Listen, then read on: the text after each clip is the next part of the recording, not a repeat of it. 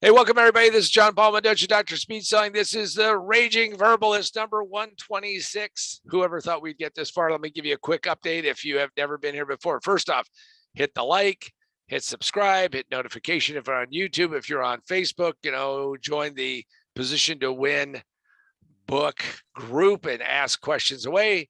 And of course, I talk about all kinds of variety of subjects that pop up that interest me and come along. I kind of avoid politics to a certain extent. Who knows, though, with this new Twitter thing, maybe we might venture a little bit into those deeper waters. But with me, as always, is the ever lovely Sandra. Sandra is here to ask the questions that maybe you should be asking me if you had an opportunity. Sandra, welcome. Hello, hello. How's it going today?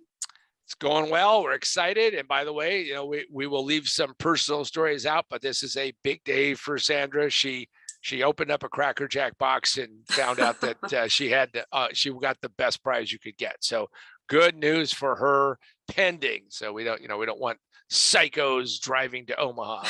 Maybe Netflix is so desperate for content. Maybe look, we may have just had a title. I mean, it almost writes itself.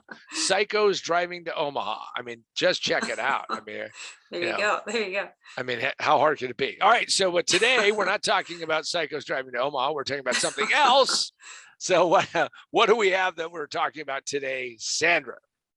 All right. We're talking about distorted prices. So let me ask you, how has the internet changed pricing for products and services? Well, there's been a huge sea change. And if you're ever doing anything, you're going to find out that you should pick up this thing called your cell phone and check out pricing. Now, I have seen this a lot in how things get priced and how things get done. In fact, it was how I found these people who were actually, pirating my material out of, who knows where, China, Malaysia, I don't know where the heck. But it was kind of interesting that they were doing that. I almost felt like saying to them, hey, let me put some ads in there if you're selling more than I am. But the internet has distorted prices in a big way because things that used to be really hard to know what something costs are now relatively easy. And you can go look things up.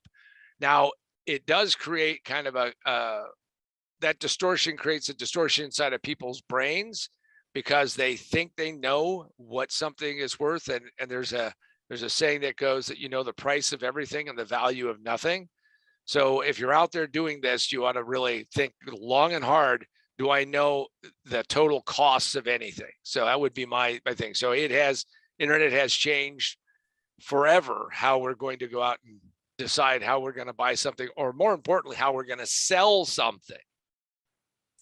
All right. So what was it like when you started your first business all those years ago?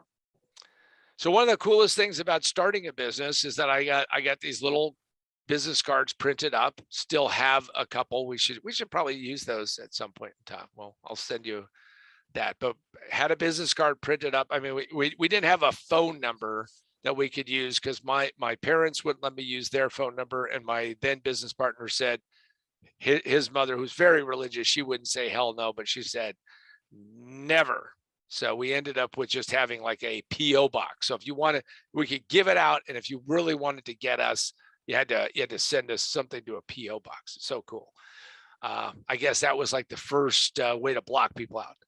So the neatest part about it is that you could go out and you could go buy things wholesale, and that was a real mind blower because you could walk in and go find stuff that was pretty cool. You could go buy things and it would be wholesale. That really wasn't what it was supposed to be. You're supposed to buy things to resell them. But the neat part about being in a mail order business, which is what I started so many years ago, was that we could actually go out and buy the things that we wanted to buy. And we were in bicycles and sportswear because we liked to ride and wanted to look cool. And you could go out and buy this stuff wholesale, which meant that your money stretched farther and you could do all kinds of cool things with that. So that's kind of like where it started. And I had no clue of how this was set up because there was like virtually no guidelines or guides to this thing. It was like this whole, mystical, foggy world. And I started walking into places that said wholesale only. And one of the places I walked into is a place called Western Job Lot, and Western Job Lot was a wholesale only house, and it said wholesale only. And when I walked in, the guy said, "Hey, we only do business with people wholesale." I proudly pulled out my reseller's license, and he goes, "Step on into the showroom and spend money." Anyway, I ended up getting, that was my first job. We'll at some point in time, we should do an entire episode about that. But my first job was selling Mr. Coffee's wholesale on the phone, and wholesale was, was where it was at. It was pretty cool. And I quickly discovered that there were lots of layers to this. So, that was, when I first started, it was like amazing. And then, by the way, there were some people when I walked in and said, "I want to buy wholesale," they looked at me and kicked me to the curb, not physically, but, figuratively. So yeah, that was what it was like all those years ago. But literally there were places that were there and it just had big signs that said wholesale only or sale to the trade only. So what did wholesale mean back in the day? Well, in certain markets, there were like 7 layers of wholesale. I mean, you could buy something, from retail to the manufacturer.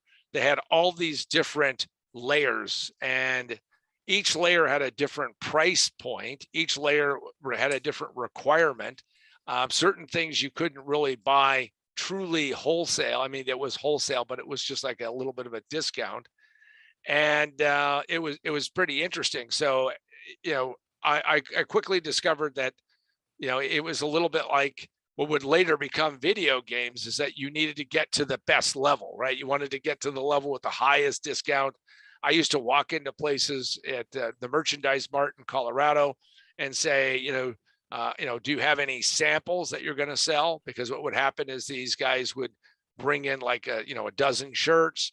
They would show them around, and then as at the end of season. So for those of you who don't know, because maybe you've been napping your entire life, is that the summer stuff is gone by the time summer shows up, and the fall stuff, especially if you're in a 4-season market, starts showing up like in summer because you're always selling to the next season. So I would buy off season and buy essentially those things that were demos or samples or something like that. So that was pretty cool. So that's how I would cut my costs. And then of course I would go out and aggressively sell this stuff, essentially belly button to belly button, nose to nose, toes to toes, and just go pitching this stuff. So that was a pretty cool thing that I learned. And what wholesale meant in those days is it was the wild, wild west. And I'll never forget, I wanted to go and buy Levi's jeans because that was the hot thing at the time. And I wanted to become a Levi's jeans dealer. And man, they had more requirements. I think you could have gotten into, the CIA easier. And but I was undaunted. I said, let me see how far I could push this. So I could just kept going and going and going. And the guy got to the end and he said, "You know what? I'm feeling for you, kid. Maybe we can work a deal. All you need to do is deposit a $3,500 initial order and you're there." Well, considering at the time, I think we had $400 in the account. $3,500 was like beyond my belief. And I went, "Yeah, I think I have to get back to it." And then he said, "Oh, and by the way, since we're Levi's, you have to buy there's a thresholding." Again, great education, but there's a thresholding. And when I do pricing models for clients, I work on helping them structure deals, is that you had to buy $2,500 a quarter. Again, today's numbers, that would be peanuts. But I didn't have another $7,500 or $10,500. And who the hell am I going to sell those jeans to? And I was thinking, man, that would be a lot of hanging out in street corners saying, "Hey buddy, hey buddy, hey buddy, you want to buy some jeans? You want to buy some jeans? Come on, buddy. Hey, here's the real deal." So that's what wholesale used to mean. All right. So give me an example of how you use pricing distortion to your advantage. So I started there, right? I started selling stuff wholesale, and then I got into selling auto parts wholesale. And the auto parts industry was very rigid. For all of you who can drive to, an AutoZone or an O'Reilly's or a whatever it is chain that you might go to, those really didn't exist. And if they existed, they usually had off-brand stuff. They didn't have, because like the oil filter guys were like really picky who they sold to. So what I would do is I would go drive to like a gas station or service station, I guess it would be called. And if somebody had a couple of bays, what I would do is I would clump together the best SKUs, the best part numbers, and I would sell them on the wrong sheet. So if you're supposed to sell them on the blue sheet, but the green sheet was better priced, I would say, listen, if you buy this much, you can buy off of the other sheet. So that way they were, cheating the system. And that worked out really well because I learned a very valuable thing that in business, everybody wants to find a way to get, they want to get a deal. And that's what they did. They would go, yeah, hey, okay, I can buy off of the green sheet instead of the blue sheet, or the blue sheet instead of the green sheet. They had all these color coded sheets. It was crazy. And so I use that distortion in a very big way to improve and help things along, which is what I've done my entire career. And in fact, because of that, what I learned is a very valuable lesson, which is that how you set that up is a very important factor in whether or not you can convince somebody that you're different than your competitors and you're different than what everybody is. What I didn't know at the time, but I later learned, is that what you really want to do is you wanted to position yourself uniquely and differently. And eventually, of course, wrote the book, how most businesses fail in the first 5 minutes. It just takes them 3 to 5 years to realize a position to win. Positioning to win is what I was doing. I was positioning myself to win. I was selling more product. By the way, people would complain to me, and I learned a valuable lesson, which is as long as the money kept showing up, people, even though they would complain, would still let me get away with it and do it. So if you want to learn how to do these things better, if you don't want to be one of the also rans, one of the businesses that didn't make it, what you want to do is pick up a copy of Most Businesses Fail in the First 5 Minutes. Now you can do that several ways. Number one is you can go to positiontowinbook.com, buy it right there. You can say, hey, John, sign it, and then, put something you want me to say, and we'll do that and send it to you. That is not the cheapest way to buy it. Also, there's some freebies that are there. The other thing you can do is you can go to Amazon or Barnes & Noble or Books A Million or other places, and you can pick it up there. And then you could also buy it electronically with Kindle, Apple, and Barnes & Noble Nook. Now, on the other side, since we are just getting out of this amazingly painful period in history, is you can go and pick up, that book, which is Remote Work for a Better World. And Remote Work for a Better World is available exclusively on Amazon Kindle. And if you do that, maybe you can find out how to be better at doing these things remotely. And I can tell you that it is still relevant. There are things that you may want to say, John, can you update it? Maybe someday, but there's still things that people do every day to make mistakes, and you don't want to do that. Do that. And what you're going to do is give yourself a lot better chance. And then you can use pricing to your advantage instead of your disadvantage. All right. So Sandra, what is the next question? All right. What has changed and how things get priced today? Well, there's been a big giant collapse in pricing because right now, I don't think there's 7 layers of pricing anywhere. I mean, there's still some different layers of pricing, but I don't think that that's the case. I mean, you've got people buying stuff from Alibaba, and they're buying it, essentially at the ridiculously cheap price from China and having it shipped. I mean, I don't know why one would worry so much about saving $6 on a cheese grater. That's a cheap, crappy cheese grater, but people are doing it. I think that what has happened is that people are much more aware of pricing, and comparison shopping is easier than ever before. Also, knockoffs are a big problem. So you've got a lot of that going on. So I think that things get priced today differently.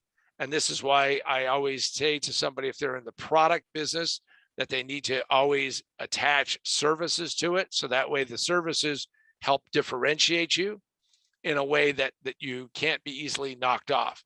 But prices have changed, and how things are priced have changed dramatically. And what it is that it's very easy to go find the same thing over and over again.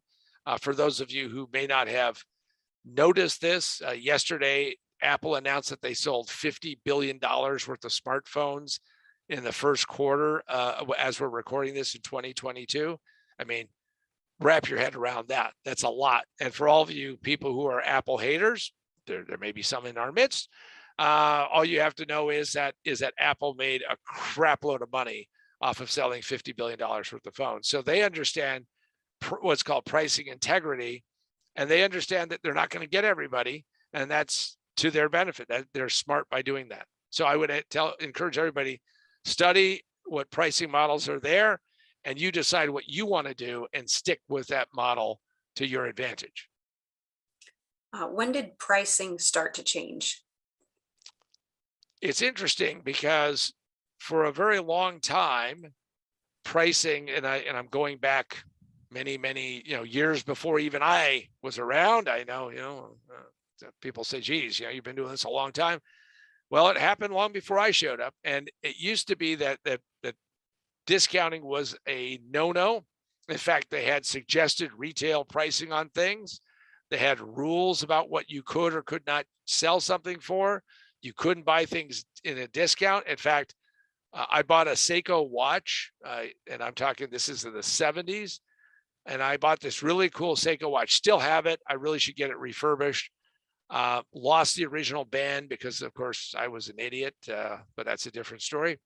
And what it was is I actually bought it from Hong Kong, and I bought a watch that wasn't sold in the US. So I bought what would be considered a gray market. Now I got it for less, but I got the coolest version I ever had of that watch, or that, because they didn't sell it in the North American market. But I can tell you how it started to change is that the discounters started showing up. People like Kmart, eventually Target, eventually Walmart.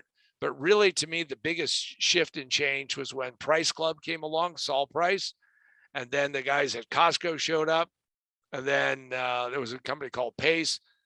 But Price Club really started putting pressure on people, because what he did was he used a membership model, which said everybody who walks through the door has to have a certain criteria that they have to meet. And I have to tell you that one of the perks of a savings and loan, I know you'll have to kind of go look up what those were, was that you could actually join Costco. So this meant that you made enough dough, had enough dough that you could join, because otherwise you had to be like a member of a certain, union or a certain business or certain whatever. And Price Club eventually becomes Costco, and it's just a juggernaut.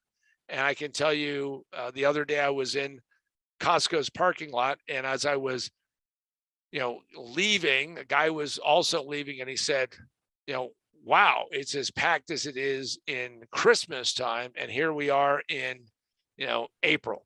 So it was pretty amazing, and the pricing really started to change because of that and what those prices are now. They don't do it the way they used to. In fact, Saul Price had a statement, which is that if he could show you something, because he used to buy closeouts, they don't buy closeouts as much anymore because they're just too big. And his deal was, if he could disappoint you, meaning that you saw something, you thought about buying, you didn't buy it, you went back and it was gone. And if he could convince you of that he could trigger your impulse cycle. It's not quite there anymore, but it's pretty darn close. And in fact, you watch people go in there and buying like there's no tomorrow. So that, Price Club, I think, really, and now Costco really owns that space. And they're in a much more solid position than Sam's Club. And frankly, there used to be like 6 or 8 of these. I used to be a member of, I think, 5 of them. And now we're down to 2. And I can tell you that, Costco is just incredible in how they churn and do that. As a strategist, do I think they could do a bunch of stuff better? Yeah. But as an observer, they're doing just fine. So when did the internet really start affecting pricing? As the internet started to be adopted in the 90s, and all of the stupid money was flowing into all of these companies, like, hey, we're going to turn everything into an internet shopping experience. There was this whole giant push that the internet was going to drive everything to the sea and the lowest prices. Now, the people who I always found like crazy is that there used to be this internet site that had this little, sock puppet for pet stuff, right? And the sock puppet was cute, and they would have TV commercials. But I think that no one who was running the site ever went out and moved a 50-pound bag of dog food, because I can tell you that there's no way that people want to ship that stuff. I mean, yeah, you want to ship it and get it to a distribution point, and then you want to have everybody come over and pick it up. So I think that the internet started to affect prices in the 90s, but it really was when we got to Web 2.0, and then it really got serious about it. And right now, I think that the distortion is quite pronounced. And if you're going to buy something, unless you are an impulse buyer, lots of impulse buyers, that you're going to see that people will wait out or look for the least expensive way to buy something, or the best discount way to get it, or when. So it really started, I think, with Web 2.0 in the 2000s. Is Amazon the be all end all of markets?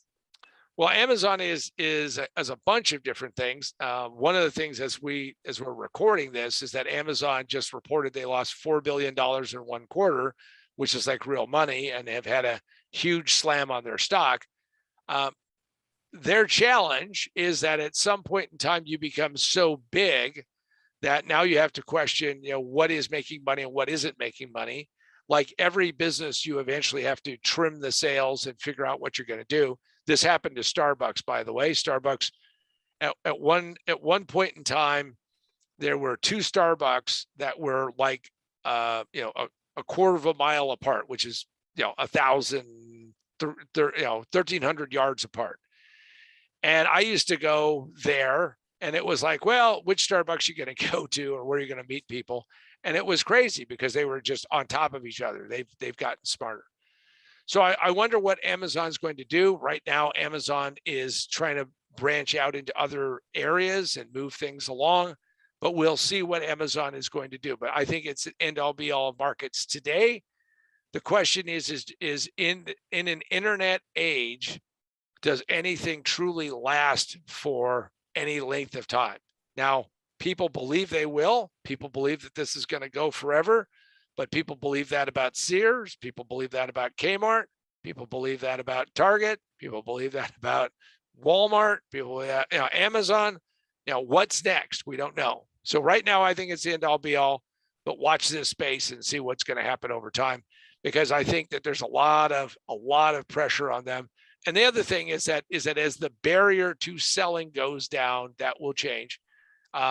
They are getting smarter to turn themselves into an advertising platform, which again, their revenue may suffer, but their margins should go up. All right.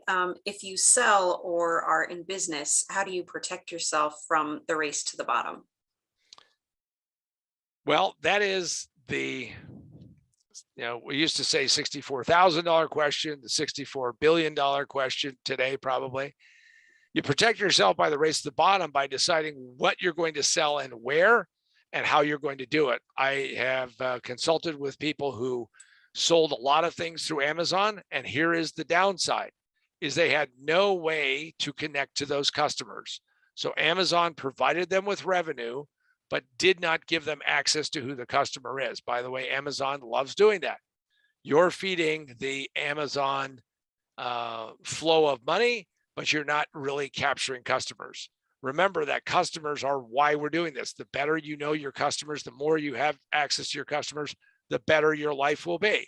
So now you have to ask yourself, how do I control that? How do I get to where those customers are going to be working with me? So I think that one of the things that you have to do to stop the race to the bottom is that if you're going to sell through Amazon, do everything you possibly can to get the names, addresses, emails, phone numbers, you name it, from those customers through whatever clever devices you can do. And then consider only having some things on Amazon and not other things, or on the web. What you really have to do is understand that if you have anything that can be knocked off, if you've ever watched Shark Tank, one of the biggest problems with Shark Tank is that there are people who watch Shark Tank, true story. There are people who watch Shark Tank, and as the guy is describing whatever widget, the combination flashlight, taser, potato peeler, and they're knocking it off while they're watching the show. And that happens a lot right now. So you have to be very careful about how you introduce and how you work with things and how much detail you give people and what that's going to be. The key to all of this is that you have to decide which end of the market you want to be in. Do you want to be in the bottom, the lowest priced solution, the lowest end, or do you want to be in the highest end? Now, my belief is you could be in one of those two. The thing that you never want to be is in the muddling middle, because if you're in the middle, what happens is that you are going to get the snot, the crap, the shit beat out of you. And that happened to things like Kmart. Kmart couldn't decide where they were going to be. Sears couldn't decide where they're going to be. Oh, we're Sears, but we're going to get Martha Stewart to do all kinds of cool things, and we're going to pay her money and have a store inside of a store. Was that the Sears customer? Did that resonate with them? Nope, sure didn't. But I can tell you that they couldn't figure out where they were positioned. Again, position to win, book.com, but they couldn't figure out who they were and where they were positioned. So to avoid the race to the bottom, know who you are, know what you stand for, and know your position in the market. And then ask yourself, is this position defendable? And if it's not, how do I pivot from this position to a more defendable position and bolster and build off of that? Doing that will, in fact, stop the inevitable race to the bottom. Now, not everything is going to be sold at a loss. Everything's going to be driven to the lowest common denominator. But what you want to do is you don't want to be involved in that downward spiral, because that is a very dangerous and bad thing. Now, I'll leave with this final thought. You decide on what price you set, but the real question is you have to develop what is your value proposition. What are you saying to people that makes them say, I'll do business with you versus anyone else? Spend time thinking about how to enhance, improve, and bolster that value proposition. Doing that will get you to where you're not racing to the bottom. I want to thank you for joining us here on the Raging Verbalist number 126. I'm John Paul Mendoza, Dr. Speed Selling, and for myself and for the ever lovely Sandra, you have a great week, and we'll see you next week on the Raging Verbalist.